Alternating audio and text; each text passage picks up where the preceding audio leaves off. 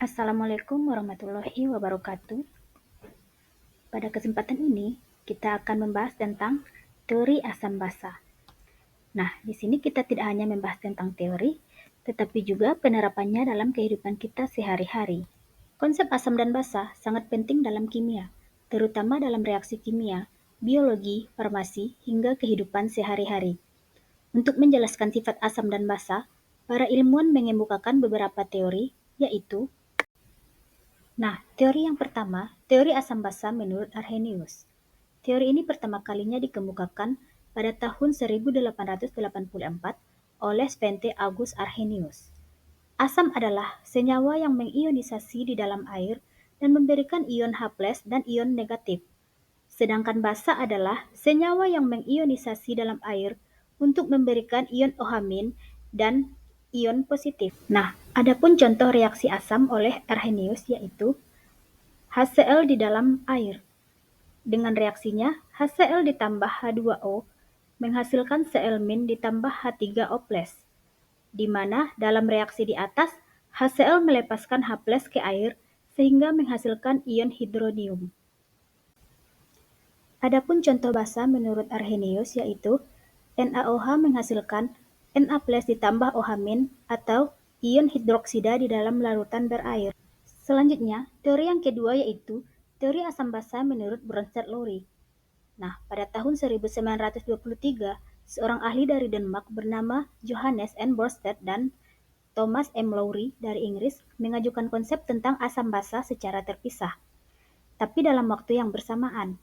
Nah, di sini asam adalah zat yang cenderung donor ion H+, sedangkan basa adalah zat yang cenderung menerima ion H+ dari zat lain. Nah, contoh dari teori asam Bronsted-Lowry yaitu ketika asam asetat atau CH3COOH dilarutkan di dalam air, maka menghasilkan H3O+ ditambah dengan CH3COO-, di mana CH3COOH ini adalah asam karena dapat memberikan ion H+ kepada H2O. Sementara CH3COO- adalah basa karena menerima ion H+. Nah, basa tersebut adalah basa konjugasi. Teori yang ketiga yaitu teori asam basa menurut Lewis.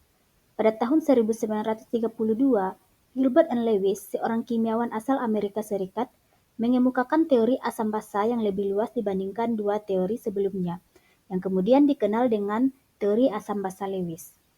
Menurutnya, asam basa adalah reaksi yang berkaitan dengan proses serah terima atau transfer elektron. Asam menurut Lewis adalah zat yang dapat menerima pasangan elektron dari zat lain, sedangkan basa adalah zat yang memiliki pasangan elektron bebas dan mampu menukarkannya ke zat lain. Contoh asam basa menurut Lewis yaitu reaksi antara BF3 dan NH3 merupakan reaksi asam basa, di mana BF3 sebagai asam Lewis dan NH3 sebagai basa Lewis. Nah, dapat dilihat pada reaksi di samping, NH3 memberikan pasangan elektron kepada BF3, sehingga membentuk ikatan kovalen koordinasi antara keduanya. Nah, setelah membahas ketiga teori dari asam basa tersebut, kita dapat mengetahui perbedaan dari masing-masing teori, di mana teori Arrhenius menjelaskan asam basa di dalam air. Teori Bronsted-Lowry menjelaskan transfer proton, sedangkan teori Lewis menggunakan konsep pasangan elektron. Adapun contoh asam basa dalam kehidupan sehari-hari yaitu di sini kita mengambil teori asam basa menurut Arrhenius, yaitu pada obat sakit mah atau antasida. Ketika seseorang mengalami sakit mah, lambungnya menghasilkan terlalu banyak asam lambung ataupun HCl. Hal ini menimbulkan rasa perih pada perut. Nah, untuk meredakannya, ia pun meminum obat antasida yang mengandung MgOH 2 kali. Menurut teori Arrhenius, HCl menghasilkan ion H+ dalam lambung, sedangkan MgOH 2 kali menghasilkan ion OH-. Kedua ion tersebut bereaksi membentuk air dan garam atau MgCl2, sehingga kelebihan asam dalam lambung dapat dinetralkan.